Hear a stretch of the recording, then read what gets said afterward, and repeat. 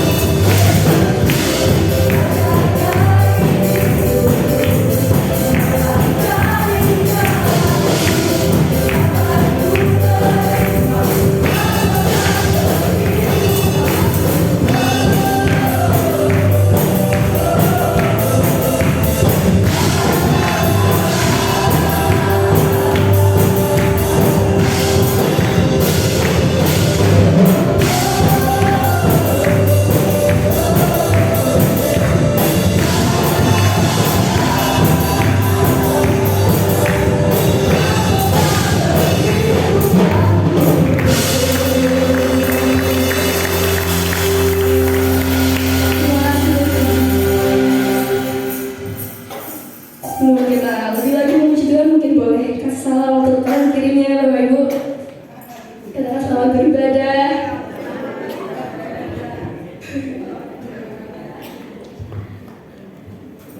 Ya benar Tuhan, Kau Allah yang sanggup melakukan segala perkara bagi kami.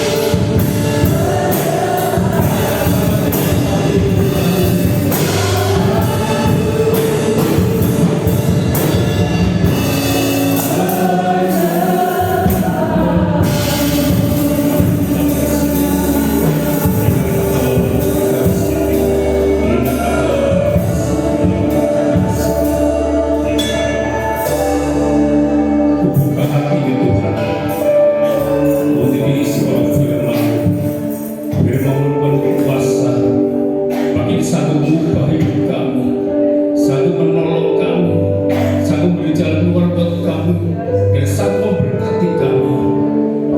Kami menyerahkan sepenuhnya hamba-Mu dalam tangan Tuhan. Mari terus Engkau sendiri berkarya, menguasai lidah bibir hamba-Mu. Bila Engkau sendiri berkata-kata pada kami malam pagi hari ini Tuhan, melawat kami Tuhan. Kami rindu urapan-Mu, kami rindu hadirat-Mu pagi hari ini menjamah kami. Terima kasih Tuhan Yesus, terima kasih. Kami sambut firman-Mu hanya di dalam nama Tuhan Yesus. Haleluya. Amin. Silakan duduk Bapak Ibu Tuhan. Terima kasih buat Ibu Gembala serta pekerjaan Bapak ini yang mempercayakan saya melayani Bapak Ibu. Mari kita bersama-sama berfirman Tuhan. Namun sebelumnya saya akan memperkenalkan diri.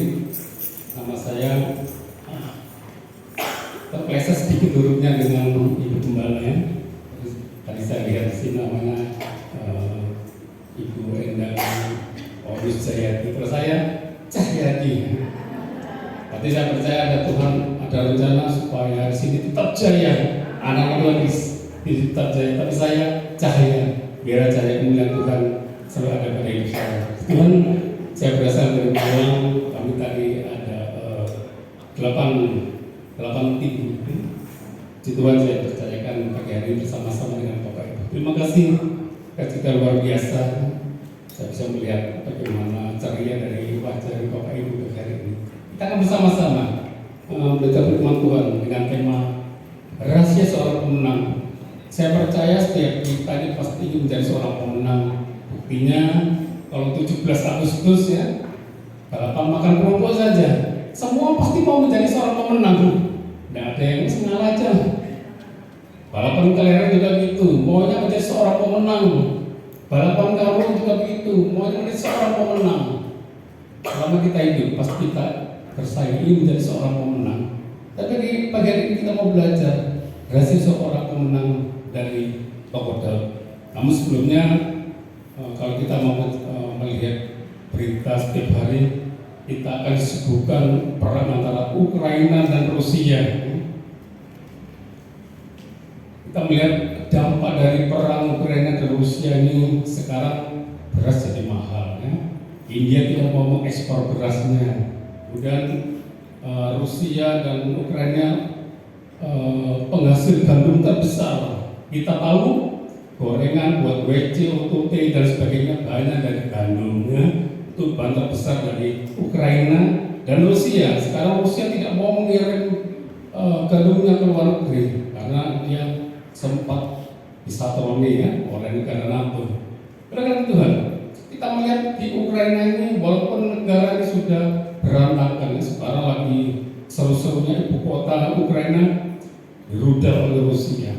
Nah, di Ukraina ada seorang petinju namanya Alexander Usyk, seorang petinju kelas berat.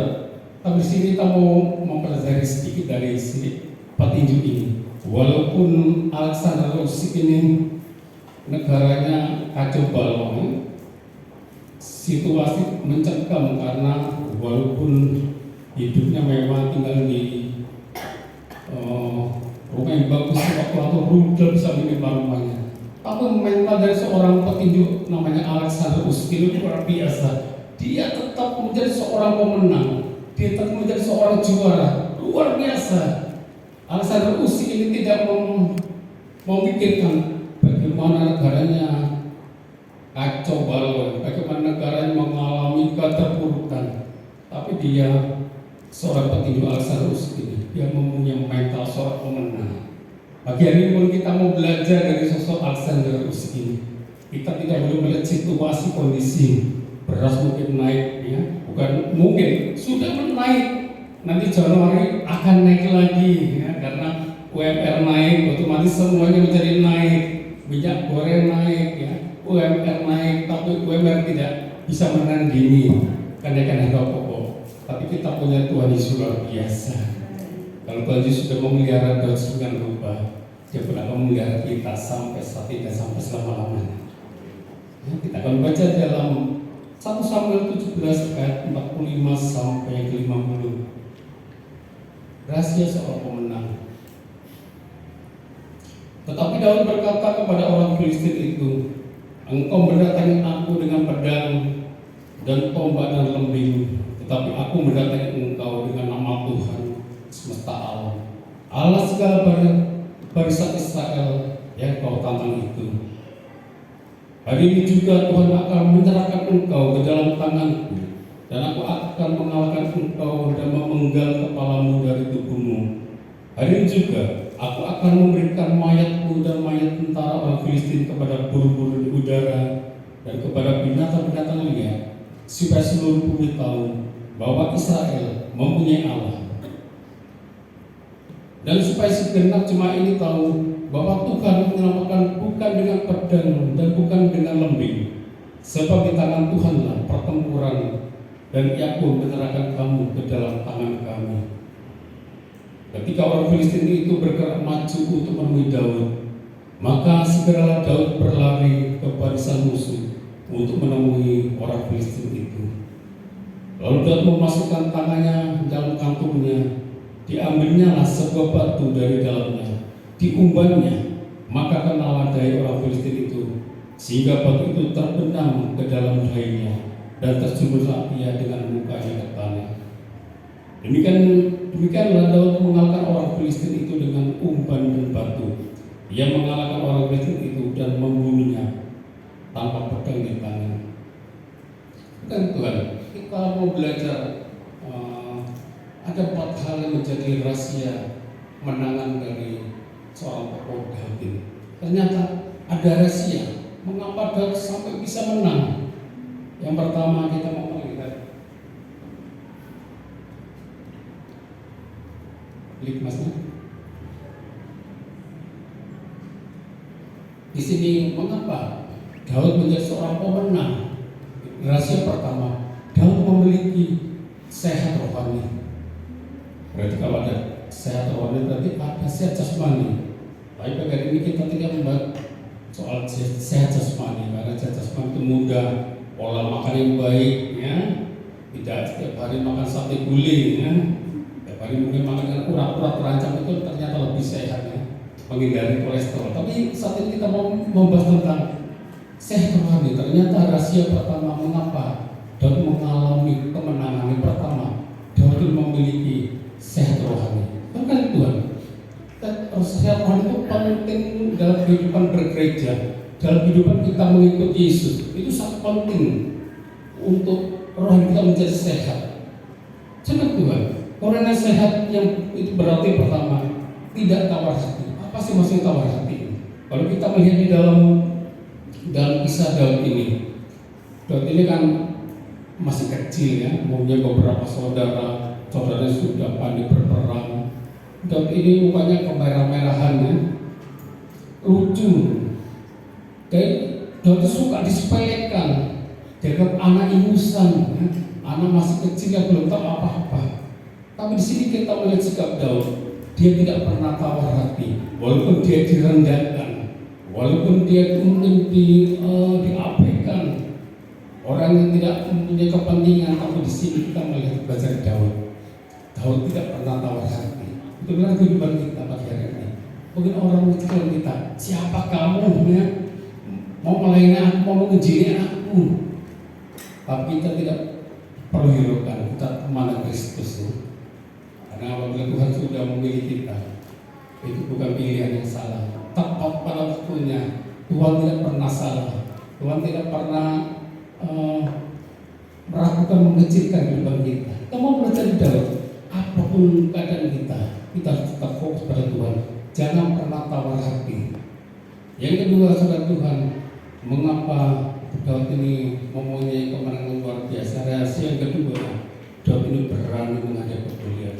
Karena kalau kita melihat Daud yang begitu kecil dan Goliat kurang lebih tingginya 3 meter, pasti secara manusia takut. Tapi di sini kita melihat Daud berani menghadapi Goliat. Karena apa? Karena Daud percaya apabila Tuhan sudah menyertai Daud, apapun yang terjadi pasti ada kemenangan. Saudara Tuhan, untuk rahasia kemenangan yang ini, saudara Tuhan, kita harus berani menghadapi masalah. Jangan lari dari masalah. enak lari dari masalah. Tapi kita lari dari masalah ke satu lain pasti ada masalah. Contohnya, kalau kita mau ke gereja, akan di sini, aku mau pindah gereja yang besar. Ternyata di sana juga ada masalah, saudara. Kalau kita lari terus, kita tidak akan bisa menyelesaikan masalah tersebut. Dan sebab itu setiap ada masalah harus kita hadapi, kita selesaikan, saudara. Jangan sampai lari, saudara. Kalau kita berlari masalah, kita tidak punya pengalaman untuk mengatasi masalah tersebut.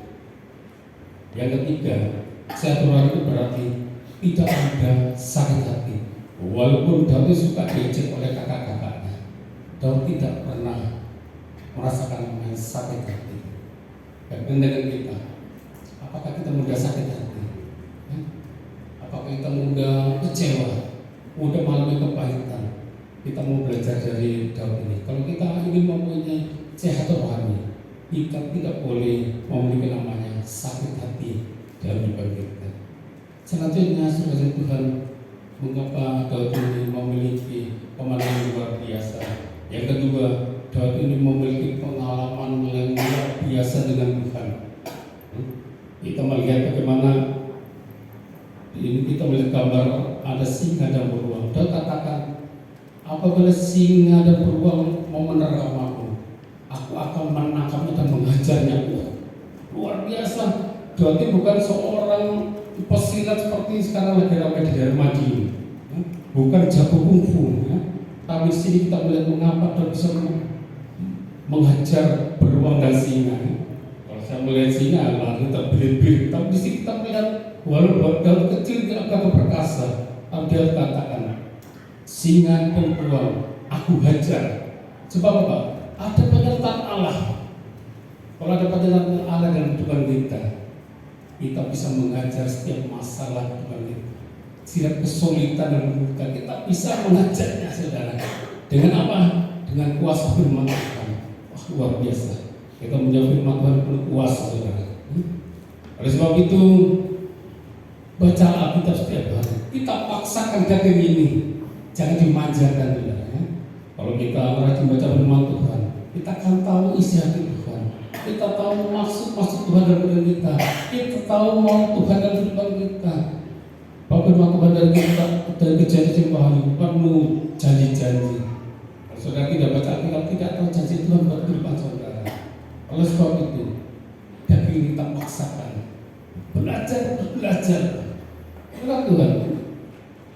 Setiap hari saya baca firman Tuhan 8 sampai 10 pasal itu tidak pintar-pintar, saudara. Apalagi tidak baca Alkitab, saudara. Yang baca mungkin aja rasanya tak pintar-pintar aku. Kok goblok kayaknya. Bapak-bapak, kalau kita merasa pintar, kuasa untuk bekerja. Tuhan mau kita selalu merendahkan diri hadapan Tuhan. Tuhan, ini aku perlu firman-Mu. Aku butuh Engkau, Tuhan. Oleh sebab itu baca terus baca. Firman Tuhan berkuasa. Di saat kita terjepit, di saat kita tidak berdaya, maka firman Tuhan muncul dalam kehidupan kita. Bukan Tuhan, banyak saksi yang saya alami. Ini yang nanti saya ada kesaksian lagi. Yang pertama, tahu-tahu pergelangan tangan saya, saudara, yang kanan ini tulangnya tuh kok pindah sebelah ini, saya bingung. Loh, ini bukan sulapan, bukan karena patah, kenapa kok tulangnya pindah sebelah sini? Buat angkat nggak salah, saudara. Ya kan kalau olahraga berpindah olahraga, saudara, ya. Kayak otot bekerja. Apa karena gara-gara main berpindah sini? Buat angkat nggak sakit, tapi tersentuh rambutnya sakit, saudara. Ternyata kalau kita baca ya, di internet harus dioperasi, penjualannya harus dioperasi. Lah di saat seperti itu muncullah firman Tuhan di dalam hidup saya. Saya ucapkan, saya kendaraan, saya ucapkan, bahkan saya mengarang lagu. Ini tidak ada ya di pasar bukan Kediri, tidak ada lagu saya ini. Saya ciptakan menjadi sendiri, hanya rapnya saja. Saya katakan darah Yesus sudah mencucikanku, pujian tersebut. Darah Yesus sudah menyembuhkanku, darah Yesus sudah memulihkanku, bahkan darah Yesus sudah mengubah kehidupanku. Saya ucapkan firman Tuhan ini tiap hari. Apakah langsung sembuh? Tidak ada. Tiap hari di rumah, di waktu-waktu senggang, saya ucapkan pujian ini, saya nyanyikan rapnya saja. Saudara Tuhan, firman Tuhan kita katakan terus menerus itu akan terjadi kuasa. Puji Tuhan saudara, normal saudara, ya firman Tuhan penuh kuasa. Suatu ucapan terus. Firman bahkan di dalam firman Tuhan katakan kita harus menggembangkan firman Tuhan. Jadi Bapak Ibu kalau berada di ruangan kosong tidak ada barangnya atau dalam gua, kalau Bapak Ibu berbicara dia akan memantul. Itu firman Tuhan kita suka menggembangkannya, menggembangkan firman Tuhan dia akan memantul lagi pada kita, sehingga iman kita menjadi bertumbuh, menjadi berkuasa. Oleh sebab itu, latihlah iman kita dengan setia baca firman Tuhan. Jangan Tuhan, kita melihat bagaimana Daud memiliki pengalaman dengan Tuhan. Di waktu domba-domba yang dipelihara oleh Daud akan diterkam oleh singa dan beruang. Daud dengan tokatnya bisa mengalahkan beruang dan singa. Bukan karena tokatnya sakti, saudara. Ternyata karena ada penyertaan Tuhan, ada roh Allah yang bekerja pada Daud. Oleh sebab itu Daud bisa menguasai singa dan beruang. Itu bila dengan kehidupan kita pagi hari ini. Ada roh Allah dalam kehidupan kita. Kita menggunakan roh Allah menguasai kita, maka kita bisa mengalahkan singa dan beruang dalam kehidupan kita. Sakit penyakit, kesulitan ekonomi, rumah tangga kecepatan, kita undang roh Allah menguasai kehidupan kita, maka kita mengalami terobosan luar biasa. Selanjutnya memberi pengalaman apa Daud sehingga mempunyai kemenangan. Harus punya pengalaman untuk hidup dan menjadi pemenang. Ternyata seorang pemenang itu tidak setelah menang tenang saja. Ternyata seorang pemenang itu lebih berat, saudara. Mengandung gelar pemenang itu berat. Berlatih harus lebih giat lagi. Kalau kita melihat seorang petinju, atau seorang pemain badminton yang juara, latihannya akan porsinya ditambah lagi. Dan nanti waktu menghadapi musuh, dia sudah terbiasa, saudara, tidak kaget. Bukan kalau saudara bilang, petinju bisa menang kemudian santai-santai, layan saja. Tidak, saudara. Dia latihannya akan digejot lagi, lebih keras lagi. Itu kehidupan kita, saudara. Untuk menjadi seorang pemenang, kita harus punya pengalaman luar biasa dengan Tuhan. Selanjutnya, kita melihat Daud ini memiliki tongkat untuk menghalau setiap binatang. Tongkat ini berbicara tentang hikmat Tuhan. Oleh sebab itu dalam kehidupan kita semua harus meminta hikmat kepada Tuhan, supaya kita kalau bagi ibu rumah tangga bisa atur rumah tangga ini dengan baik. Kalau seorang pelajar dengan hikmat Tuhan kita bisa mengerjakan soal-soal yang diberikan. Kalau kita sebagai seorang karyawan, kalau kita minta hikmat Tuhan, maka kita akan bisa menyelesaikan setiap masalah. Setiap keputusan yang tidak salah apabila kita minta hikmat Tuhan. Dalam Tuhan, di dalam dalam Yakobus katakan kalau kita kurang hikmat, kita bisa minta Tuhan luar biasa. Tidak perlu kita ke supermarket untuk beli hikmat, kita hanya minta pada Tuhan. Tuhan, beri aku hikmat sehingga bisa menyelesaikan masalah. Kalau kita minta, Tuhan pasti memberi. Tuhan katakan apabila orang mengetuk, pintu dibukakan. Tuhan itu senang apabila kita suka minta Tuhan. Tuhan itu senang. Memang ada waktu-waktu untuk meminta, ada waktu-waktu untuk bersyukur, ada waktu-waktu untuk memuji Dia. Tapi Tuhan di sini tidak merasa direpoti kalau kita selalu minta. Tidak. Tuhan itu senang. Kita tahu kalau kita punya anak kecil, dia saja nggak pernah minta, nggak minta minum, nggak minta makan, dia sudah. Kita sebagai orang tua gimana? Sedih, saudara. Hari itu menengai aja, kok menengai. Itu Tuhan dengan kita. Kalau kita ada kepada Tuhan, Tuhan bersyukur ya. Kemudian aku perlu ini Tuhan. Tuhan tidak pernah marah. Karena Tuhan menciptakan kita itu ada rencananya. Itu kan jelas. Selanjutnya kita melihat mengapa Daud bisa menjadi seorang pemenang. Ini rahasia ketiga. Daud ini bersandar pada Tuhan. Kita melihat kabar ini bagaimana mulia dan tinggi. Daud yang hanya kecil gitu saja. Kalau Daud tidak bersandar pada Tuhan, dia tidak akan menang. Daud tidak bersandar kepada kekuatannya yang sudah mengalahkan malah beruang dan singa. Daud tidak mengandalkan Saul sebagai rasanya. Bahkan Saul ini takut dengan Goliat ya. Saul lari terbirit-birit. Di sini kita melihat Daud tidak pernah mengandalkan saudara-saudaranya, tapi di sini kita melihat Daud bersandar pada Tuhan. Oleh sebab itu, di mana Daud saat bersandar pada Tuhan, ada pertolongan yang luar biasa. Itu yang kehidupan kita. Kalau kita betul bersandar pada Tuhan, kuasa pasti ada terobosan, ada jalan keluar, ada pemulihan, ada kekuatan baru. Apabila kita bersandar pada Tuhan, saudara Tuhan, milikilah pola pikir berdasarkan iman dan keadaan. Kalau di sini kalau kita melihat Daud melihat keadaan, dia pasti ketakutan sebagai manusia, pasti takut. Ini melihat aja sudah pakai baju lengkap, bawa tombak lagi. Kalau Daud melihat kondisi keadaan yang ada, dia pasti lari. Tapi di sini kita belajar dari seorang tokoh Daud. Dia memiliki pola pikir berdasarkan iman, bukan berdasarkan keadaan, bukan berdasarkan situasi yang dilihat, tapi berdasarkan iman kita. Tuhan, pagi ini Tuhan menantang iman kita. Apakah kita mau melihat situasi kondisi kita? Apakah kita mau melihat keadaan kita? Aduh, memang wangil politik sudah kacau ini ya. Para sudah naik. Apa kita akan melihat itu? Iman kita akan jatuh, iman kita akan mundur. Jangan melihat keadaan, tapi memiliki pola pikir berdasarkan iman. Selanjutnya, saudara Tuhan, kita melihat rahasia keempat, mengapa Daud menjadi seorang pemenang. Keempat, kita melihat Daud ini bertindak dengan iman. Saudara Tuhan, apabila Daud tidak bertindak dengan iman, Goliat sudah mulai menyerang, mau menerjang Daud. Pasti kalau Daud tidak bertindak dengan iman, dia akan mati konyol. Kita mau bicara dengan Daud ini, dia bertindak dengan iman. Seorang pemenang harus berani melangkah. Kenapa Tuhan? Seorang petinju pemenang, apa dia cuma mundur aja lari, dia tidak akan menjadi seorang pemenang. Seorang pemenang harus berani melangkah. Bukan berarti menjadi seorang pendiam-diam saja pasif, bukan. Seorang pemenang harus berani melangkah.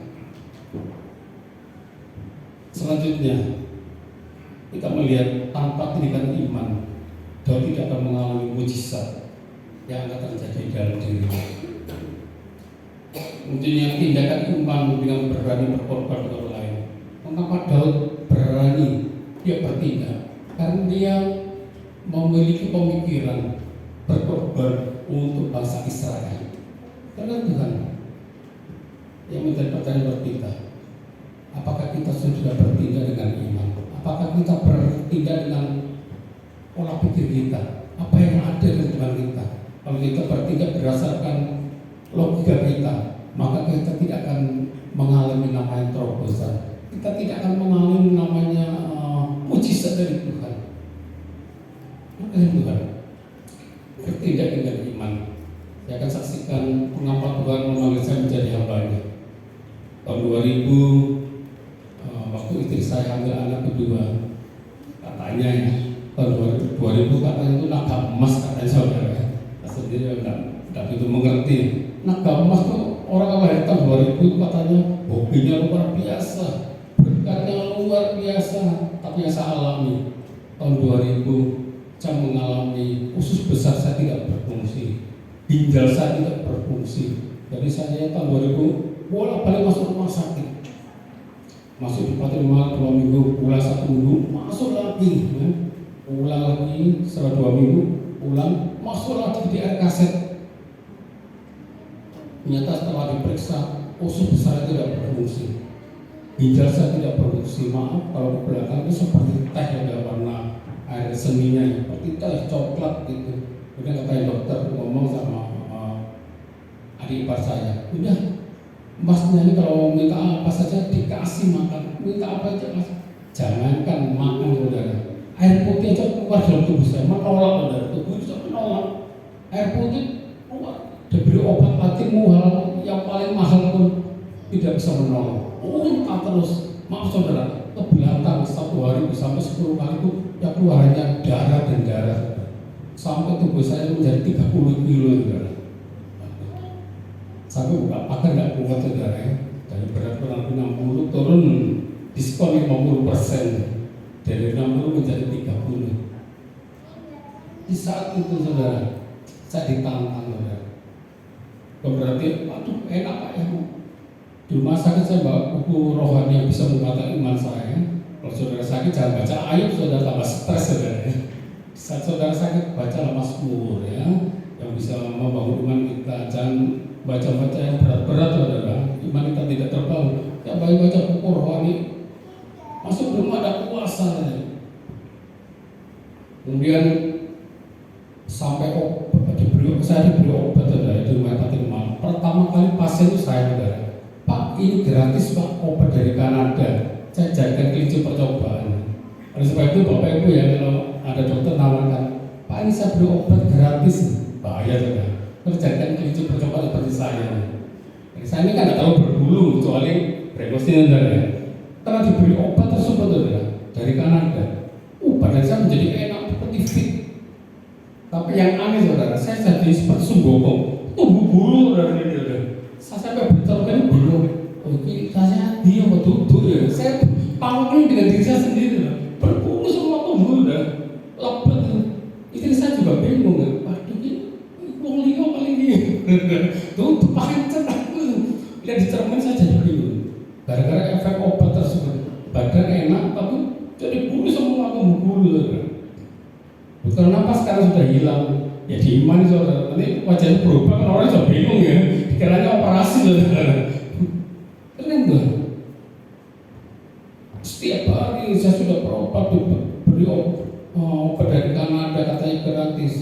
Kemudian saya pulang, diberi suntikan. Sampai sekarang di rumah saya ada. Buat jual lagi bukan. Untuk menjadi kenang-kenangan lewat penyakit ini. Saya melihat ada kuasa Tuhan luar biasa buat kehidupan saya. Terus Tuhan, bahkan obat tersebut buahnya saya mempunyai Pak RT itu kepala perawat di RSU. Sebelum dia berangkat datang ke rumah saya disuntik ya, tapi ternyata makin hari bukan makin membaik, makin parah saya. Bahkan saya jalan 3 langkah sudah tidak kuat, sudah napasnya kos-kosan karena saya kekurangan darah saudara. Jadi sering kram saudara. Jadi kalau saya kepala sudah begini tidak bisa kembali saudara. Bukan cuma ini, seperti kemarin. Waduh tidak tahan, teriak-teriak, Tuhan tolong. Penderitaan saudara, tapi istri saya dengan setia. Tumpang tangan saya, darah Yesus mengalir dalam tubuhmu, memulihkanmu, kemudian enak kembali normal lagi. Nanti dalam beberapa jam lagi ada serangan lagi. Itu saya putus dengan sabarnya. Tumpangi tangan darah Yesus memulihkanmu dan memulihkanmu.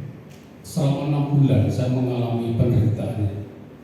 Tapi di waktu saya ngomong istri saya, itu ada surat-surat rumah saya tega. Bapak Jawa katakan ngalung gitu. Jadi saya simpan gitu. Sakit-sakit parah saya berpikir gitu, nggak mau ngomong, ngalung ini. Saya tahan gitu. Walaupun saya sudah sekarat gitu. Tidak mau ngomong. Tapi terakhir tanggal 21 Juli saya ingat karena tanggal tersebut, jam-jam tersebut bagaimana Tuhan berkarya dalam hidup saya. Waktu tanggal 21 Juli tahun 2000, saya sakit selama 6 bulan. 6 bulan saya tidak berdaya, ada di tempat tidur saya. Kemudian tanggal 21 Juni waktu sore saya ngomong sama istri saya, aduh seperti saya sudah bisa melihat hari esok, tidak bisa melihat matahari terbit. Tidak harus ke Bromo saudara ya, dimana-mana matahari terbit tidak bisa melihat. Saya sudah, nafsu sudah tersengal-sengal. Ini saya tanya gini, Papa maunya apa? Anak saya yang besar masih 7 tahun, yang kecil masih bayi 3 bulan. Saya katakan saya mau hidup. Bapak anak ini adalah kepercayaan Tuhan untuk kita membina dia dalam Tuhan. Saya mau hidup, sembuh menjadi anak dalam Tuhan. Kemudian sore Tuhan tanggal 21 Juli tahun 2000, kami masuk kamar, saya tidak mau main gitar. Akhirnya istri saya main gitar, kemudian kami pujian penyembahan mulai jam 12 ya. Mulai jam 11 kami ke tempat tidur, saya sambil berrebah karena tidak kuat untuk duduk berrebah. Saya melihat anak saya yang menutup selalu ikut pujian penyembahan. Yang kecil kok terbangun bukan yang bayi, tidak nangis, buka mata, saya lihat, mengerti kata orang tuanya, seperti dia memuji Tuhan walaupun tidak diucapkan. Terus selama jam 11 sampai 1 kami memuji Tuhan, menyembah Dia, meninggikan Dia. Kemudian terjadi lawat Tuhan luar biasa. Sebelumnya saya tidak bisa makan, tidak bisa minum, tidak bisa karena muntah terus. Waktu jam 1 malam setelah pujian penyembahan selesai saja. Kemudian ada aliran sengat tangis di dalam tubuh saya, dari kepala sampai kaki saya, renyang gitu. Langsung bilang, aku ambilkan roti. Waduh, saat itu juga saudara, makanan bisa masuk saudara. Sebelumnya sore kamu sudah tidak bisa makan, minum dan semua tidak bisa saudara. Waduh, luar biasa. Di saat itu saya bernasar pada Tuhan. Ini senjata anak Tuhan, saudara. Senjata terakhir itu adalah bernasar. Dan bernasar itu harus digenapi saudara. Bernasar kalau kita berjanji mungkin bisa diingkari, tapi naik bernasar pada Tuhan terus ditepati. Saya sampai lupa sudah bernasar. Saya ngomong istri saya bernasar apa ya? Karena sakit cukup parah saudara. Saya bernasar apa? Saya ingat. Saya tahu bahwa bernasar harus digenapi. Apakah aku ini agar ketemu? Saya bernasar menjadi hamba Tuhan. Akhirnya ketemu, istri saya bicara sekolah Alkitab yang sekolah malam tidak ketemu ya. Tidak ketemu kemudian ikut som dan sebagainya. Tapi pada tahun ke-7 tahun berjalan ada sekolah Alkitab malam mulai jam 5 sampai jam 9 saya tempuh ya. Karena nasar itu harus ditepati saudara. Sebab itu saudara kalau para penasar harus ditepati saudara. Jangan sampai diingkari. Udah saya bernasar mau tidak buat Tuhan lah, puji Tuhan. Pengalaman bersama Tuhan, suka duka dalam Tuhan. Saya tidak merasa kecewa. Mengapa saya sakit sampai hari karena ada rencana Tuhan. Saya punya pimpinan itu pendiri fakultas Universitas Brawijaya, seorang pinter, ya. Biasa orang pinter susah diinjil. Orang pinter susah masuk ke surga. Lalu kita katakan orang kaya itu susah masuk surga karena dia mengandalkan keuangannya, mengandalkan tabungannya, depositonya. Betul kan firman Tuhan? Orang kaya suka masuk surga, gini itu suka ya. Tapi kalau dia sudah mengalami masalah yang berat, orang kaya itu sudah terima Tuhan. Kalau dia sudah mentok sakit parahnya, bangkrut, lalu kita menginjili lebih mudah. Gara-gara saya sakit parah, bos saya seorang yang keras loh. Aku baca tidak punya agama keras. Tapi di saat saya sakit parah itu, dia melihat kuasa Tuhan di depan saya.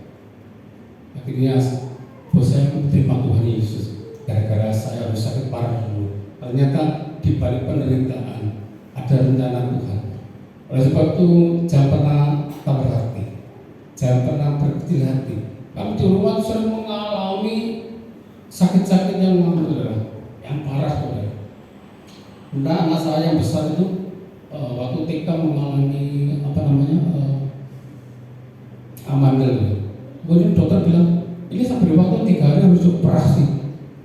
Saya tidak punya uang saudara. Waktu itu 1,5 juta tidak punya uang. Lah itulah jeleknya manusia bisa tidak punya uang baru ingat Tuhan. Oleh sebab itu pada hari ini sebelum kita mengalami kesakitan, ingat Tuhan selalu. Jangan sampai ingat Tuhan itu waktu kita sudah tidak berdaya.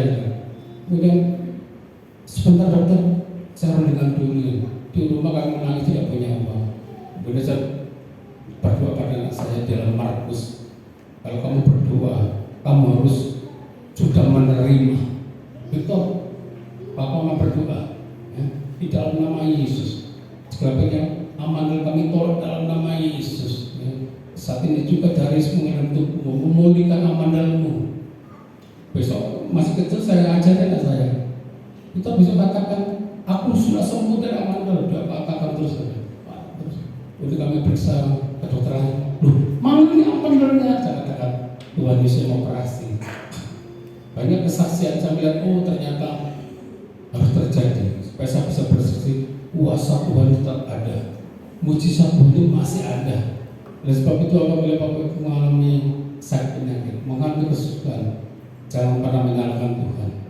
Di balik masa tersebut, kita akan menjadi saksi yang luar biasa. Saya minta permisi di depan.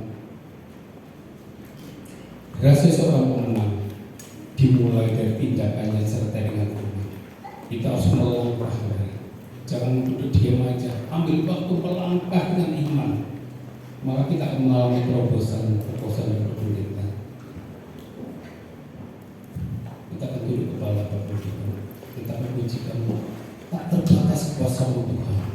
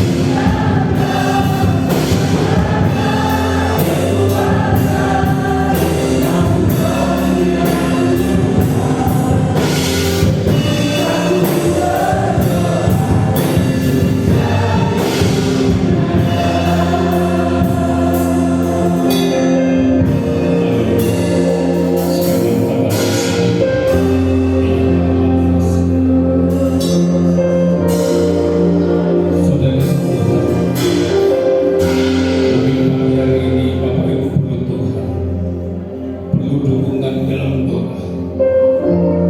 Mari bisa masuk depan. Kami hamba Tuhan akan membantu mendukung saudara. Mujizat masih ada. Mujizat masih ada tempat ini. Haleluya. Siapa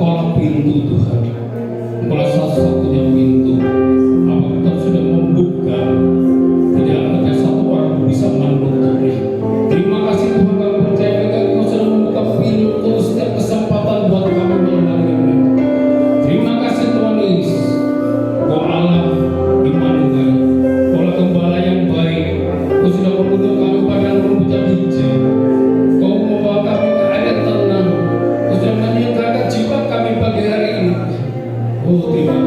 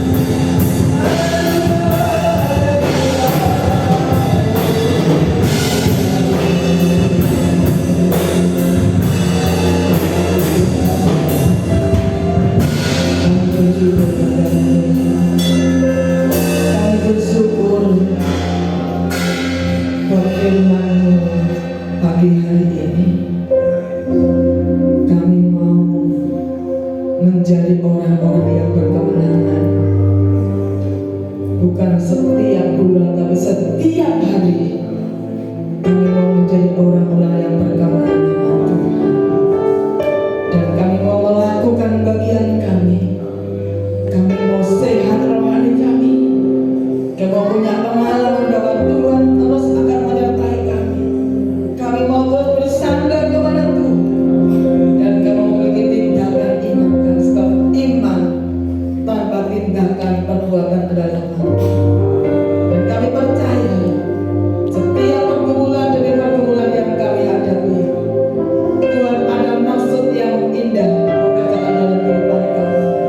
Setiap masalah, setiap apapun yang Tuhan izinkan terjadi dalam kehidupan kami, sesungguhnya Engkau sedang mempersiapkan kami untuk menjadi berkat, untuk menjadi saksinya Tuhan. Sebabnya kami mau terus percaya, bersandar hanya kepada Tuhan, karena setiap masalah pasti ada jalan keluar yang datang daripada Tuhan.